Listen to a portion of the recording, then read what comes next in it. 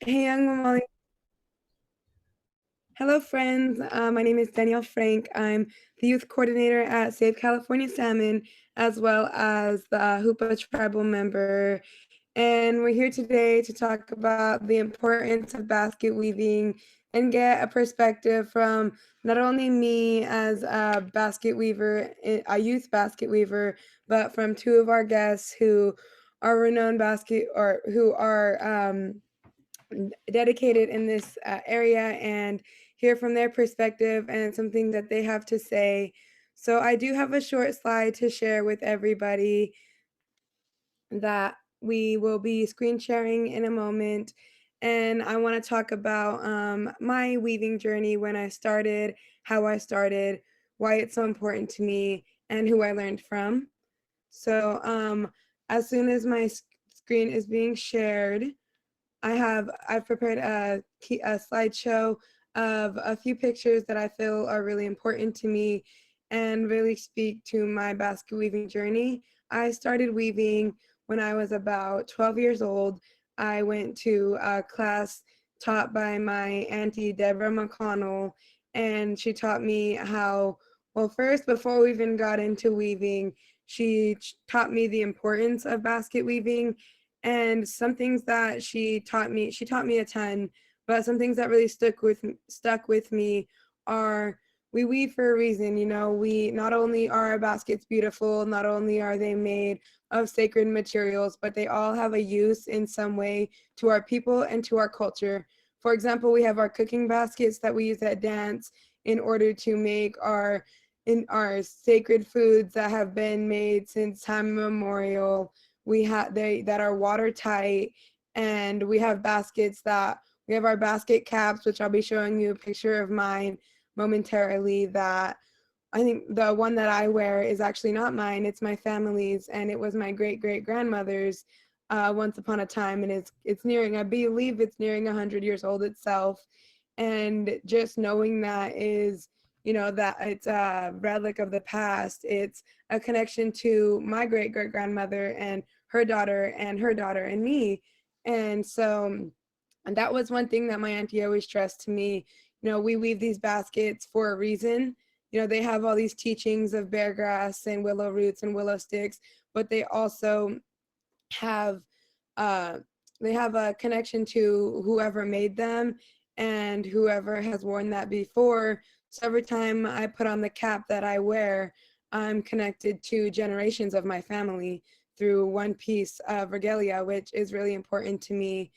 And we also talked about doing baskets together and how passing it down from one generation to the next is vital in keeping our culture alive, keeping our baskets alive, and just it brings a connection between two generations that other things can't. Doing something practical with your hands, something hands-on, something that has so much meaning and something that's not very easy to do. Learning to do that from someone in your family or an elder in your community gives you a connection to that person that you didn't have before. And it gives you a connection to this land that you're like, these, you know, you go down the river and you see the sticks, and you go up in the hills and you see the sticks, and you see all of our materials, and they're not just trees, they're not just plants, they're things that represent who we are. They're things that come with teachings that have been passed down for generations before us and hopefully for generations after us. And with that being said, I definitely also want to talk a little bit about how, you know, today I'm very involved in environmental justice through Save California Salmon and, you know, in my everyday life. And one reason about that is because without our cultural fires, for one, our basket materials would be in terrible shape. They would not be able to do what they do for us. They would not be able to look the way they look, and they would not be able to be as good, as valuable to us as they are. So, and then with, you know, with low water levels, that affects all of our willows, and then the river, you know, the mediocre condition that the river is currently in is affecting the quality of our basket materials. We are always told that, you know, we burn our materials in order to keep them healthy, and that the water rises up and rises down in order to, and drops down in order to keep them healthy. And unfortunately, as the years go by, this is happening less and less. So I definitely want to stress that the baskets and environmental justice go hand in hand. Without our cultural burns and without our river being in a more healthy condition, we're unable to use the resources that have been handed to us for these baskets and for our culture. So without environmental justice and without a healthy river, without cultural burns, these baskets no longer exist. These baskets that have been in use and have been being taught since time immemorial are gone. So that's one reason that I'm very involved in environmental justice, is because of importance it has on the importance it has on our culture and our baskets. So here's the short slideshow that I did prepare. These photos were taken by Carlos Jaramello. Feel free to look him up. He's an amazing artist. And if we want to go back to the first one, this is a picture that I wanted to share of the cap that I wear. So there should be a close up as the first photo. And it is, so this right here, yeah, here it is. This is the cap that was my great great grandmother's, and is, if it's not 100 years old, yeah, it's very nearing there very much. It is a good example. It's a great example of how many resources that we use. All of these different colors are something that have been gifted to us from the earth for these exact reasons.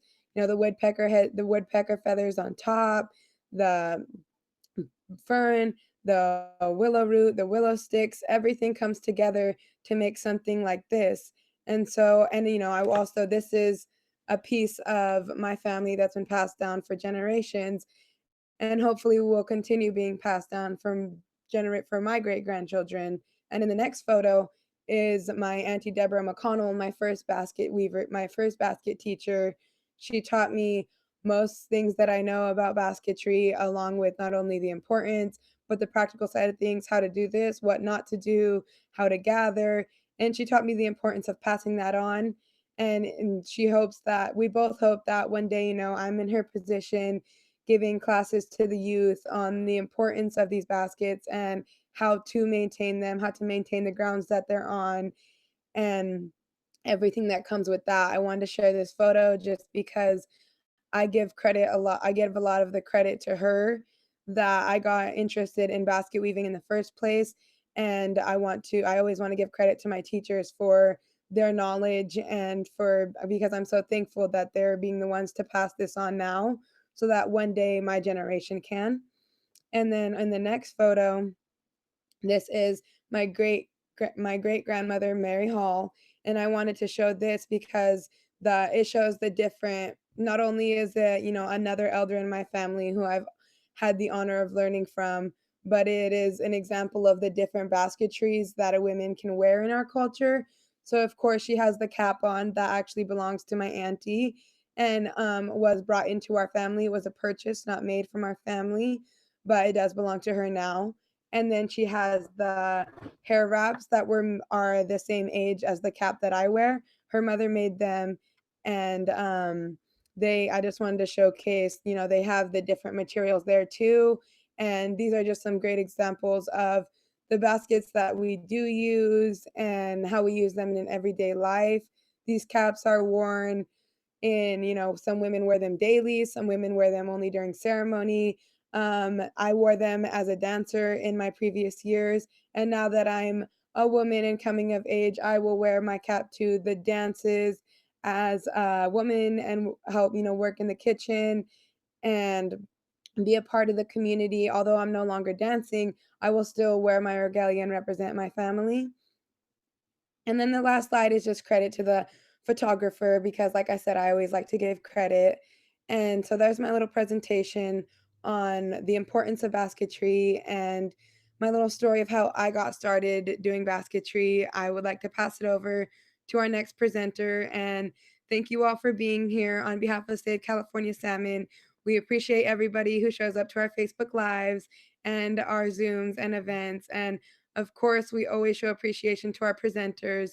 So I'm really excited to hear what you ladies have to say. And thank you guys for having me. Um, I would like to pass it on to our next presenter, who I believe is Alice. Danielle, thank you so much. I really enjoyed your presentation and bringing up Deborah Mcconnell. She's a phenomenal weaver, phenomenal teacher.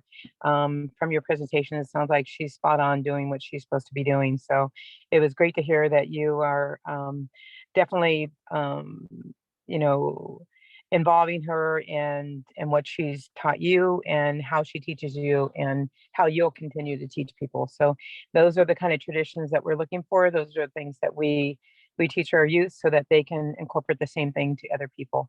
And so I'm excited to hear that she's doing what she's doing still and doing a great job of it. So, it's wonderful to hear your presentation and to hear that a young lady of your sort is carrying on these traditions. So thank you so much. So I'll start off by telling you again, my name is Alice Lincoln Cook, and I am a Karuk tribal member. I am the chair for the California Indian Basque Weavers Association, and I'm honored to be here today to just talk to you a little bit. I mean, Daniel kind of hit it all as to what we do in our organization in terms of basket weaving, keeping culture, keeping traditions, carrying on the traditions, and making sure that our youth are a huge part of it, so they can carry on our traditions. So, most of what Daniel said is exactly what we're after, what we're doing, what we're promoting, how we're promoting elders to continue doing the work that we're doing. And so that's what we do. We go to different communities, small communities, and help them build organizations so they can have small basket weaving communities, know where to pick, when to pick, how to pick, know about burning processes, culture burning processes, and things that they can do to help from their particular area. There's so much that involves basket weaving, and like Danielle said again, it's it's our upbringing. This is what we've had all of our life.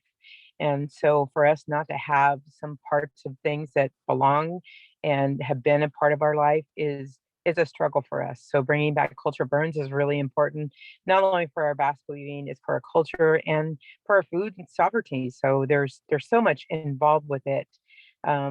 It just makes a huge difference to be able to have those culture burns back in place and start promoting the quality of basket materials.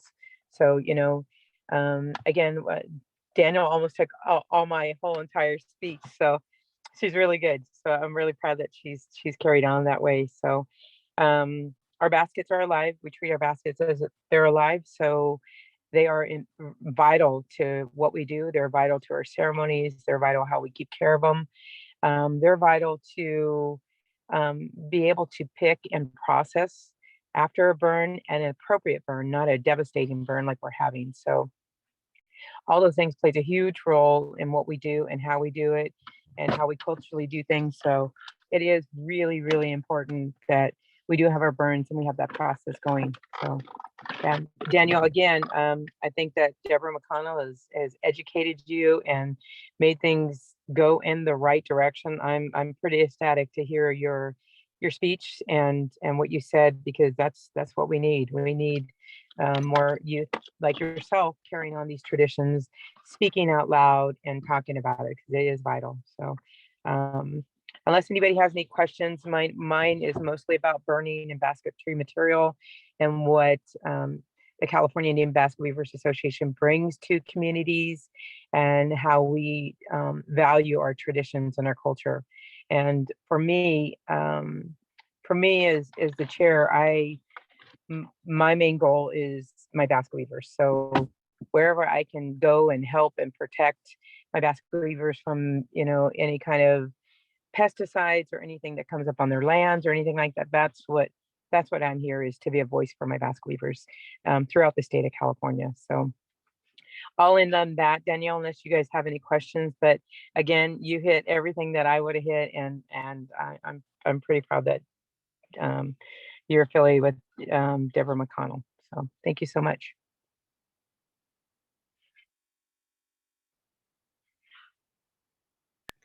Thank you so much, Alice.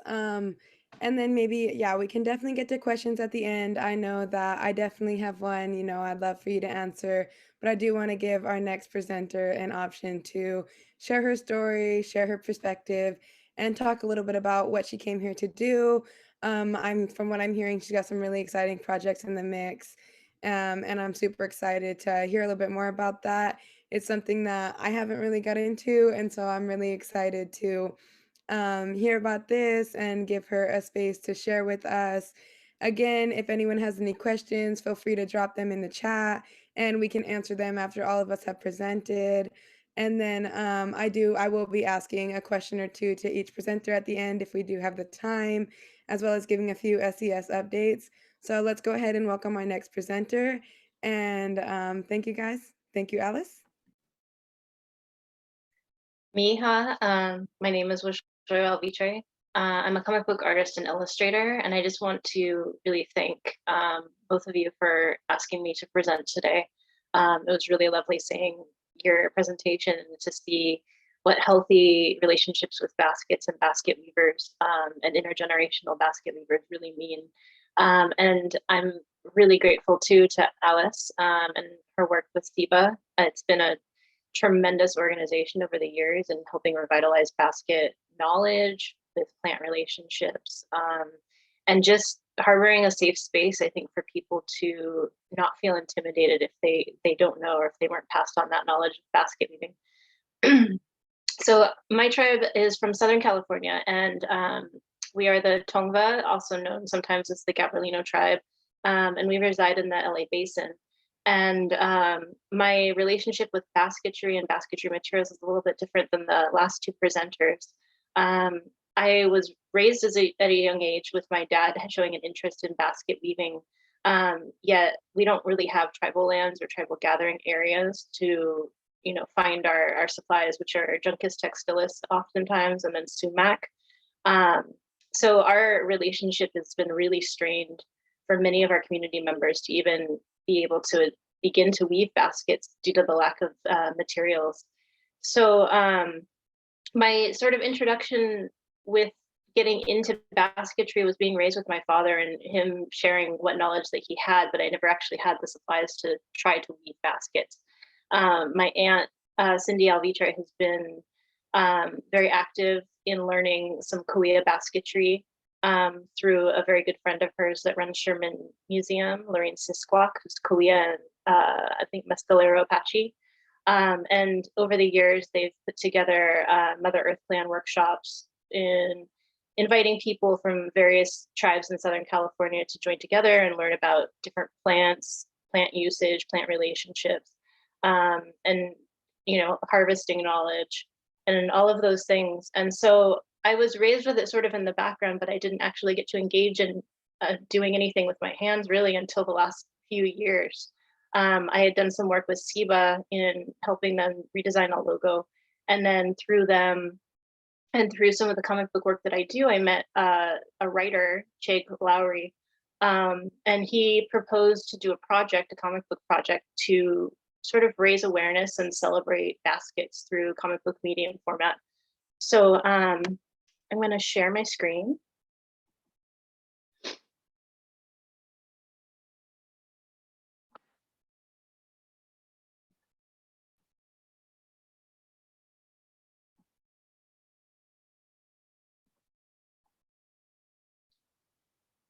One second here. All right. Can you see that okay? Yeah, okay, great. So I was hired by Chig to co-write a project called My Sisters, and in this short comic book, he had proposed to do sort of a story mixing Northern California and Southern California tribal knowledge about basketry.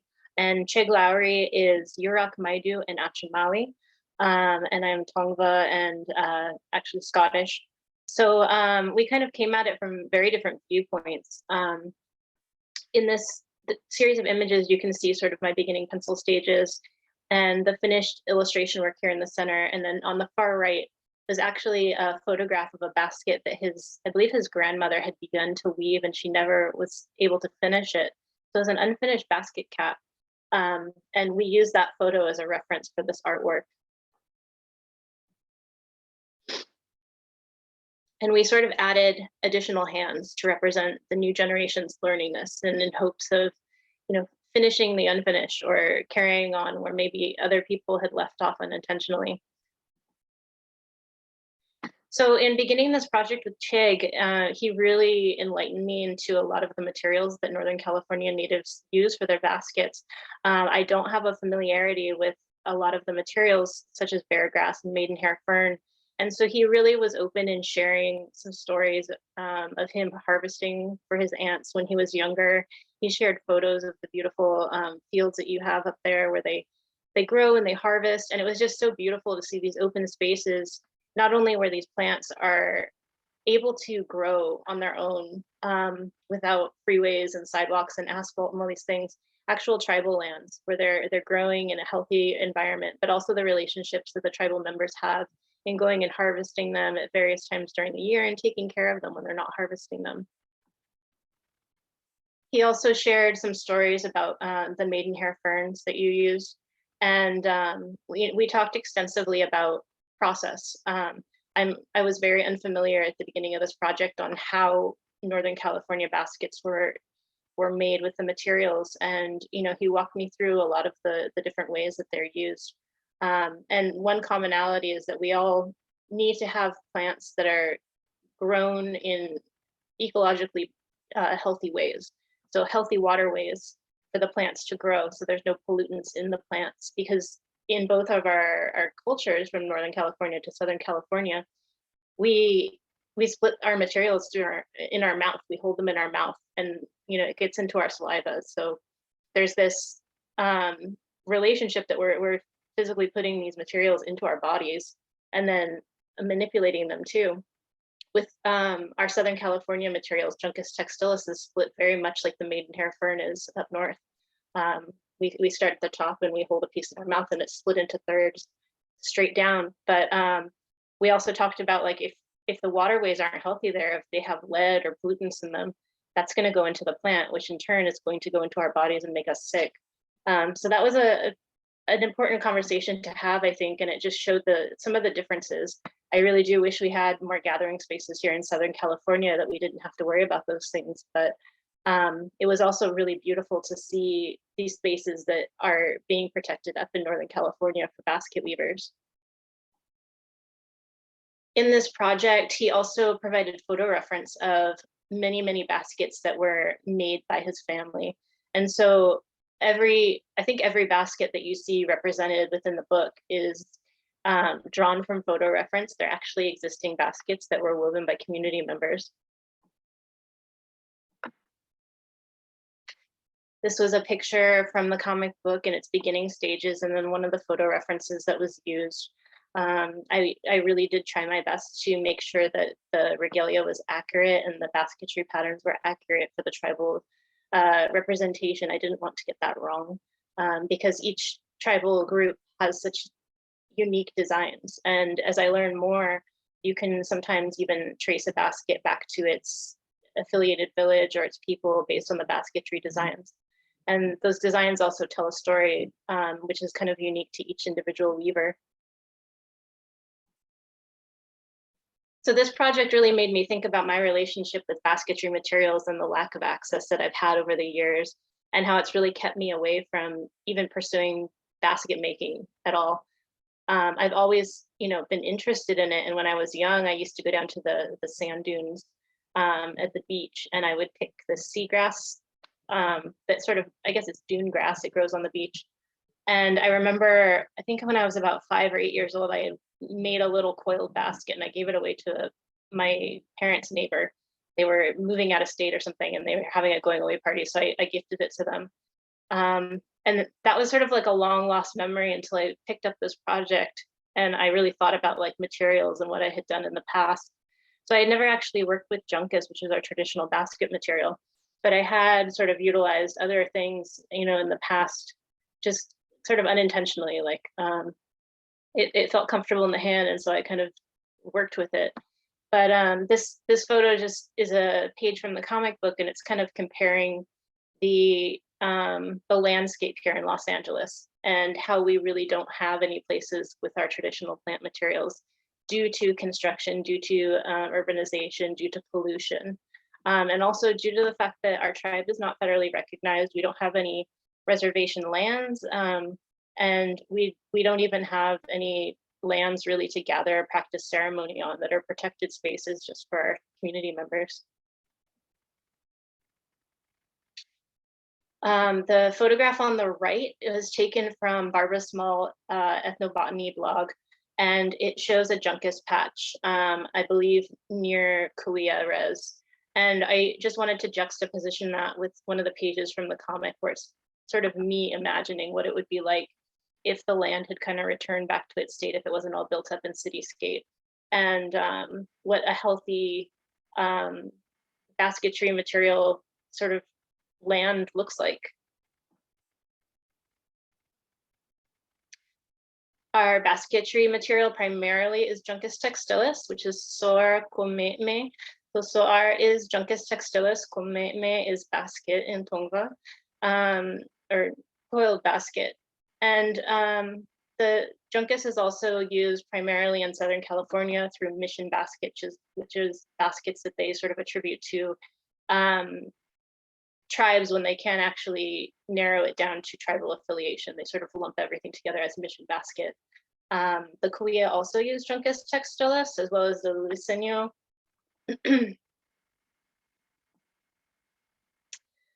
And in the comic book, there's a reference to sort of a gathering of many tribes from Northern and Southern California. So the image on the right was actually the title page for the book.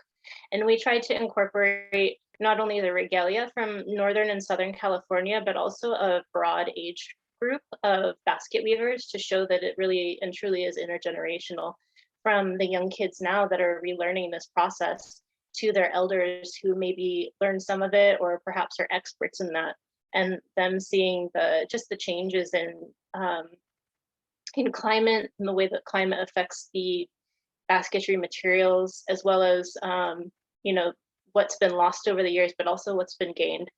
The picture on the left is where I was born, which is Satwiwa here in Southern California. It's on national park land, and it's joint Chumash and Tongva territory. But I grew up very close to the land. That's me sitting on an oak tree, which has survived many, many fires. And I got to visit it just a couple of years back, and it was really nice to see that it was still there. An old friend. And this last page was a spread. We had borrowed some photographs from archives from, I believe, some of the tribal museums here in Southern California, as well as some of the items that Chig had from his personal collection of family-made baskets and some from his tribe. And so we tried to show not only the different materials, such as the way that you would sort of bundle together materials after you've harvested them, but also to show, you know, while they're similar in a great many ways, they also each individually represent the tribal communities that they're from. So it was a really beautiful project to be part of. And Chig's wife, Rebecca Lowry, has written an educational guide, which is available online for free to download, that really sort of engages, I think, youth and adults in ways of sort of thinking about their lives in that reciprocity and how it also corresponds to basket weaving. So I encourage everybody to check that out, and I can probably drop a link in the chat. So thank you so much for having me. I really, really appreciated seeing the wonderful work that Danielle's doing, and also I have so much respect for the work that Alice has done over the years with SIBA. Thank you so much. And then, like I said, we do have some time for Q&A. If anybody has any questions, feel free to drop them in the chat. I do have one question for Alice. So I was asking, I know that we both touched on this, but it is one of the main takeaways that we were kind of hoping from this webinar. And so I was wondering if you could answer the question, like, what does a healthy environment look like for our basket materials? Like, what does it include, and maybe how have you seen that change over, or just how have you seen that change, and what does a healthy environment for our materials look like?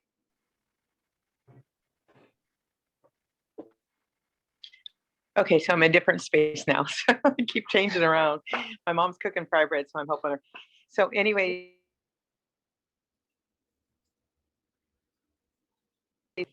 with these burns, these culture burns that are happening, all that stuff is starting to happen more often.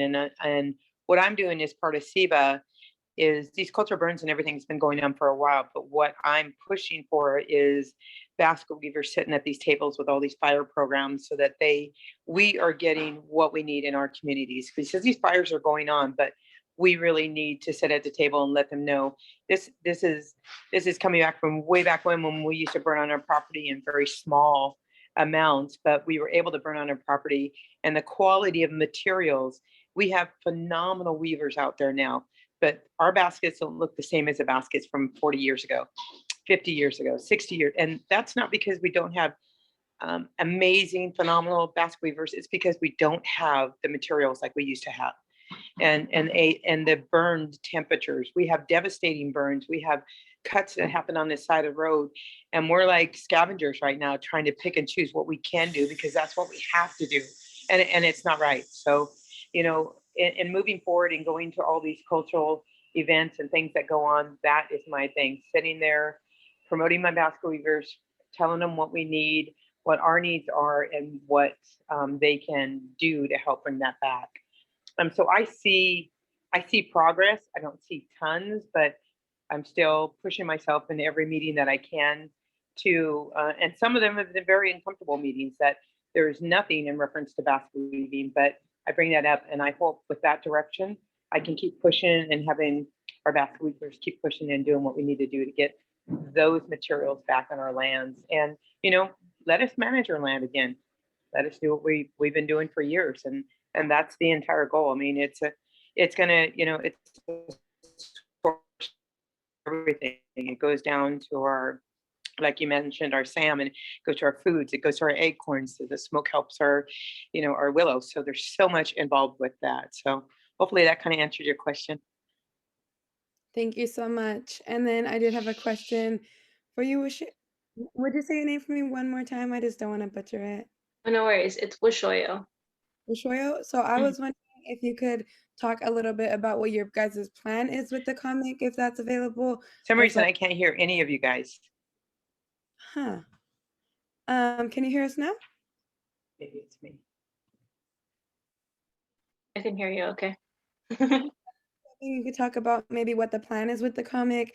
Like, are you guys planning to release it? Is there going to be a limited number of copies? I just want to know where we can get our first copy at and when, maybe if that's possible. I know that that's something that I would love to see. And I'm all about, art is activism. And I think that that's amazing, bringing those two cultures together from, I don't know a ton about Southern basketry or even Southern, traditional culture. So bringing those two together is going to be, I feel like, really informative for a lot of different tribes. And I just like to know, like, what do you have a plan on releasing this comic book? Is there a way we can get a copy when it's finished? Yeah, of course. So I put two links in the chat. One sort of gives an overview of the comic book, and I believe there's a link also to purchase. Let's leave this one on. Let's put that on. And the second link is the curriculum guide. There's actually two. There's one aimed at children, and then there's also one aimed at adults. And those were written by Chig Lowry's wife, Rebecca Lowry. And they're free to download, free to use. They've been used in classroom settings and a lot of other projects and stuff. And they're really, really wonderful. And just to further examine this. So the project itself was really just sort of a short, I think it's 10 or 12 page comic book. And it was released last year. And it's still available. I keep bugging Chig and I keep asking, can we turn this into something larger? Because I had such a wonderful experience on it. And now knowing so much more about basketry and about also, some of the renowned basket weavers here in Southern California and their stories, I really think that it could be opened up into a broader project and maybe, reaching out to living members of the community and having them tell their stories and then putting them into a sequential art format to share that with more people. Because, there's so many different stories in these baskets, and there's so many stories of the baskets that are in private collections. We don't, the Tongva Gabrielino community, we don't have access to the majority of our baskets. They are extremely rare, and so many are scooped up either by museums or by private collections, and so they're completely off the market and outside of our ability to interact with them or care for them or even see them. And I told Chig when I had first started this project that I had never actually seen one of our baskets in person.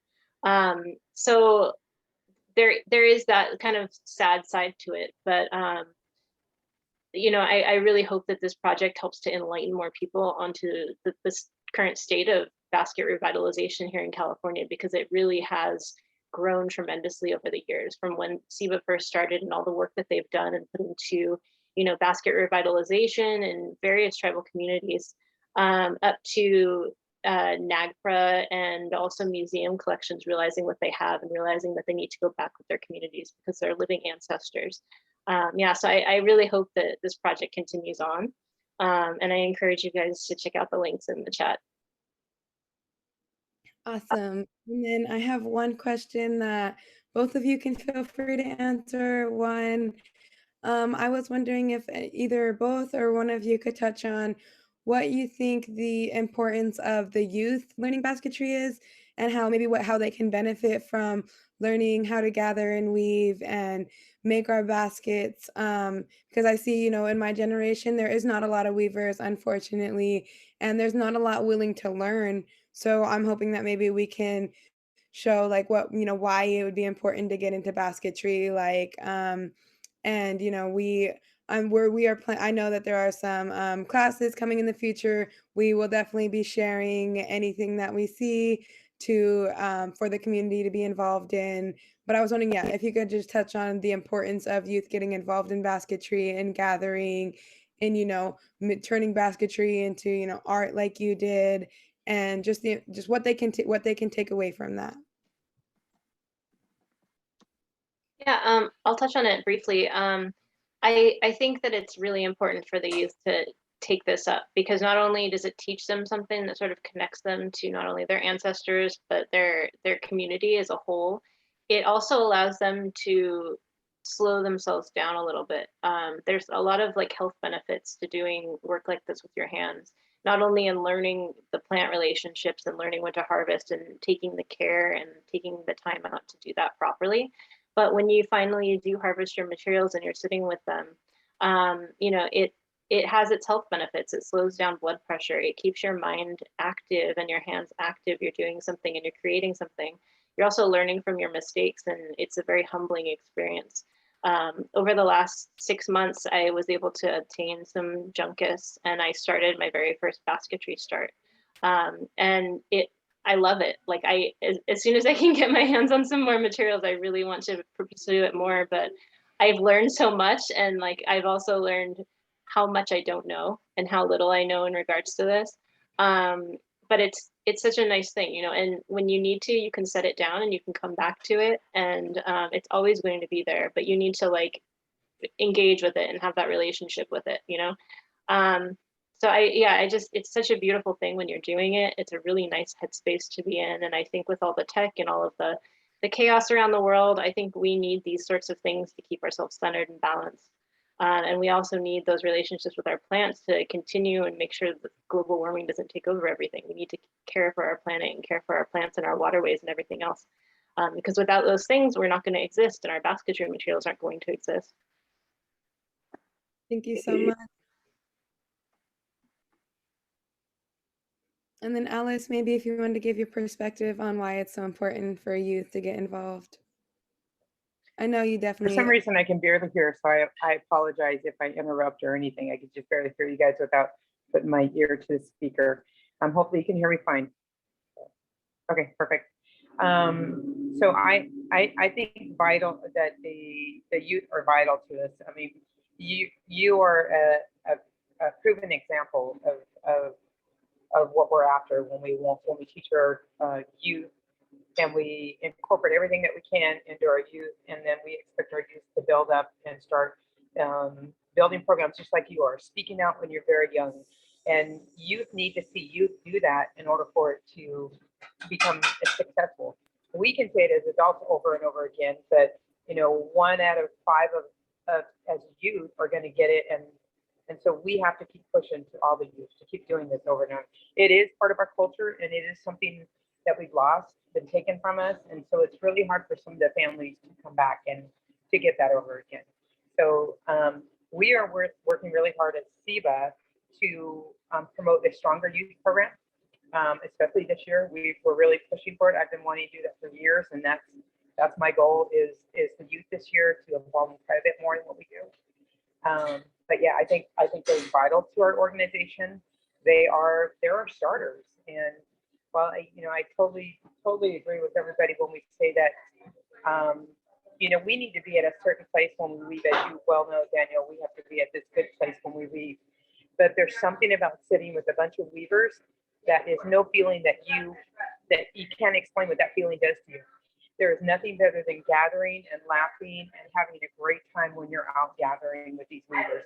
All of that is amazing, and those feelings are amazing, and not everybody has that, and people don't understand it. So I think all those pieces plays a huge role in what we do, and I think our youth and our elders are the ones that we need to protect so that they can bring that culture back to us.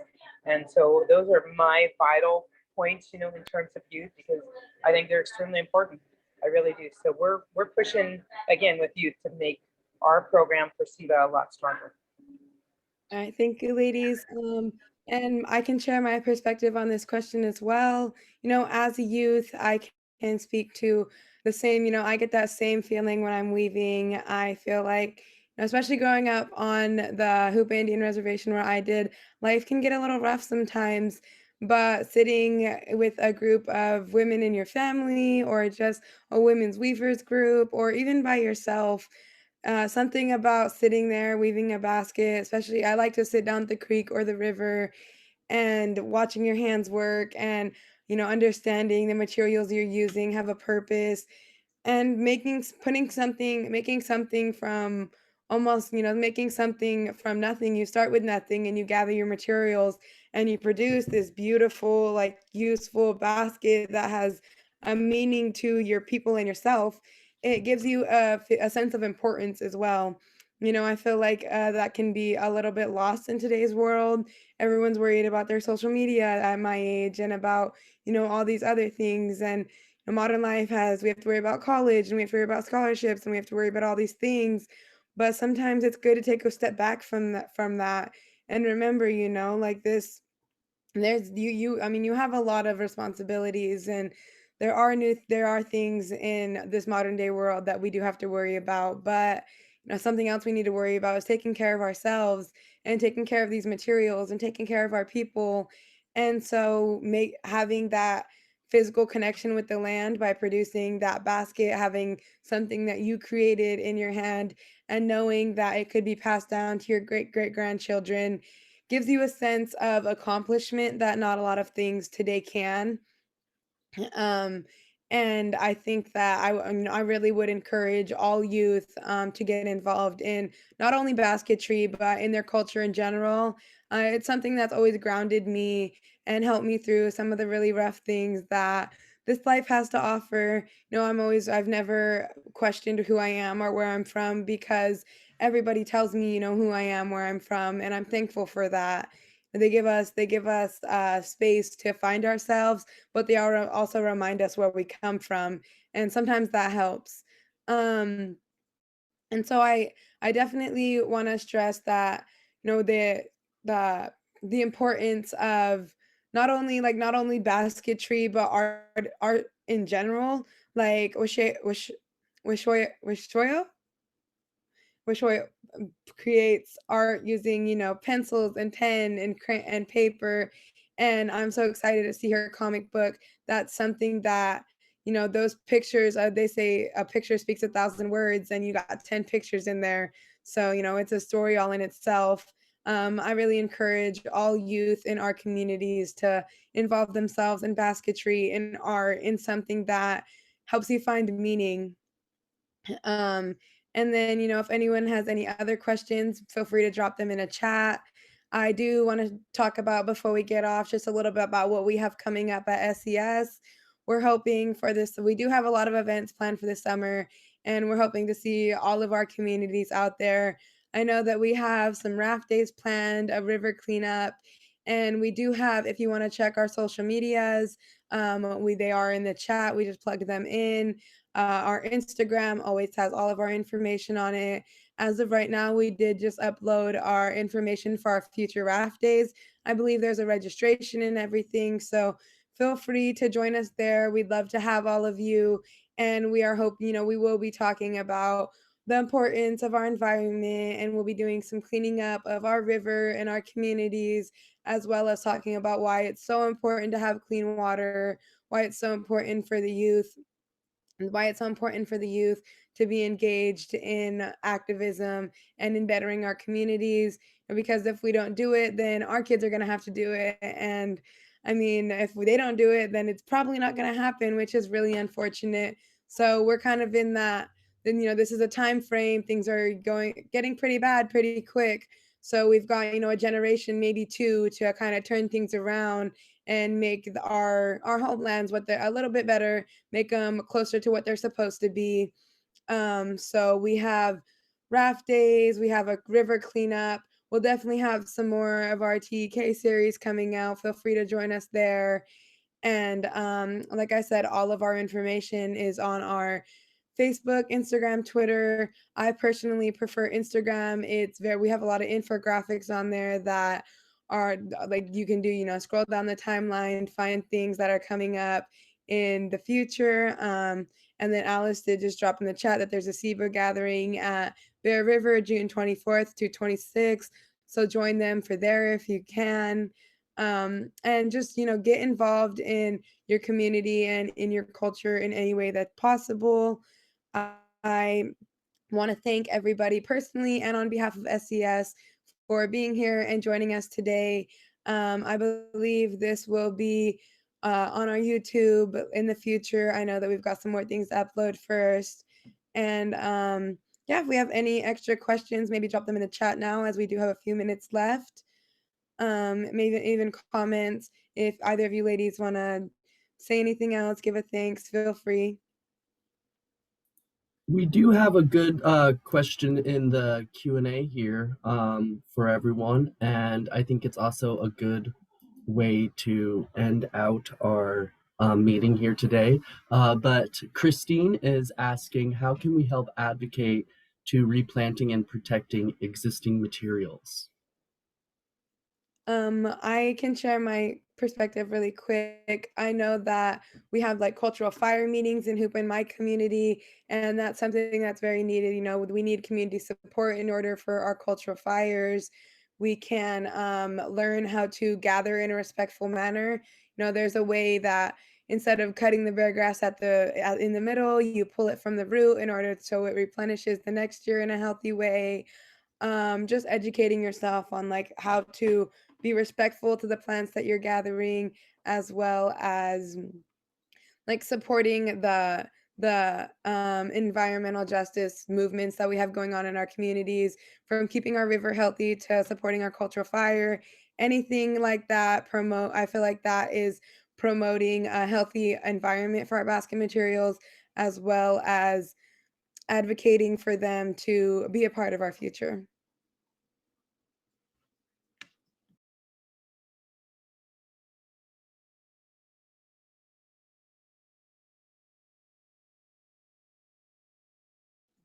If either of you ladies want to share maybe some ways that you encourage, the replanting and keeping the environmental spaces safe for our plants, we can finish up with that. Yeah, I'll go real quick. So here in Southern California, it's a little bit different, but I would encourage anybody who has a yard in their house to plant native plants. That's one way that you can encourage, the plants to just have a place to live, and also encourage them to reseed themselves. Juncus textilis especially is really kind of hard to find in the nurseries here in Southern California. I think there's only like 2 nurseries that actually carry it. So if you can go and ask your local nursery to grow and plant, and purchase also Juncus textilis, that would be one way. You can support native people who are selling native California seeds and growing your own plants. That's also another way. If you can support any sort of tribal groups or nonprofit organizations that are promoting basket weaving here in Southern California. I know Idlewild Arts, they actually have a Kuya basket weaving class. And so I know that they probably take donations. If you can throw donations their way, that's another wonderful way to just help support, the work that's continuing to go on. And then if you're out and about and you're near a local beach or waterway, Juncus Textiles likes to live in local waterways. So keeping our waterways clear of trash and clean. And, that's one of the primary ways we can encourage it to grow in its natural habitat. If you want to do some like sort of punk rock, like go buy a Juncus Textilis and plant it somewhere in the wild, and then come back and check your plant. That would be another wonderful way to reintroduce it into its natural habitat. And I know people that have done that too. And then it can become not only, a relationship for you and that plant, but you're also benefiting the environment that you placed it in. So those are just a couple of ways.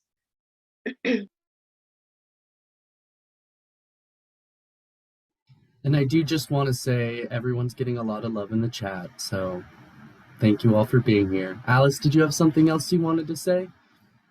Yeah, I was just gonna talk a little bit again. If I'm interrupting, I'm so sorry because I don't have a speaker. Okay, I don't know what's going on my end, but as you well know, I am in Klamath, so. But in reference to the plants and stuff like that, there are so many organizations out there, nonprofit, private, so many organizations that will be helpful in terms of you giving back to the earth, planting, whether it's basket weaving, there's groups all over the place. I encourage you guys to reach out, because everything is going to help. There's no one thing that's going to solve our problem at this point. There is our salmon, or plants, or basket materials. There's so much that involves it. So reach out to communities. There's sources all over the place that are eventually going to help. Once we start working all together, we can get this moving forward. So yeah, and reach out to us as basket weavers, because we, for SEBA, we do the entire state of California. So we can get you connected with people in your area. So give us a call if you can. Thank you guys so much for allowing me to be here today. Thank you, ladies, for joining. That was super amazing. I'm so happy I got to be part of this and share my perspective, as well as hear yours. I'm always down to talk with some basket weavers, one of my favorite hobbies. And again, I want to thank everybody for being here. Encourage you to check out our social medias for our future events and to see how you can advocate for our basket materials, for them to have a healthy environment, as well as just support our communities in everything that we're trying to do right now. Thank you, Tzadiat. Thank you again. And I look forward to working with all of you in the future. And if anyone has any questions, we will be doing our TEK series for a while. Feel free to reach out to me, Cody, SCS in general, on our social medias with questions, comments, and support. Thank you so much. And I think we'll be finishing up now. Thank you so much, Danielle, and thank you to everyone who joined us today. Since we are trying to keep within the hour period for classes, we are probably going to be signing off here, but thank you all for the awesome work you do, just even joining us here. Thank you to our panelists, and thank you so much to Danielle. She does such an amazing job, and I'm constantly in awe of all the stuff she does. And I just have a really good memory, Danielle, of you talking to me about your iris gardens and how you had 3 big planter boxes full of them and you still only got so much row. And I think that really shows the management and stuff that goes behind the basket weaving. And yeah, thank you. It's always a pleasure to work with you. And thank you, Weshoyot, and thank you, Alice. And I'm gonna end the live. So thank you all again.